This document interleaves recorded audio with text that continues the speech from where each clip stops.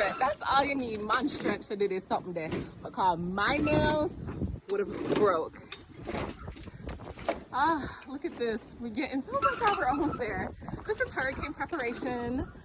Oh, yeah. The life of a homeowner in Florida.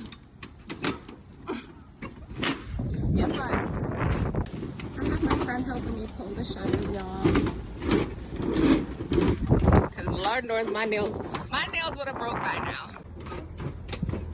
Now we're doing the windows. The final window.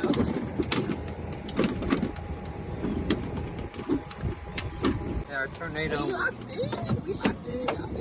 Okay, you guys, we got the shutters on for the hurricane prep, and yeah, like, Milton, where you at? We're getting ready. I'm a little nervous, a little anxious, especially as a homeowner.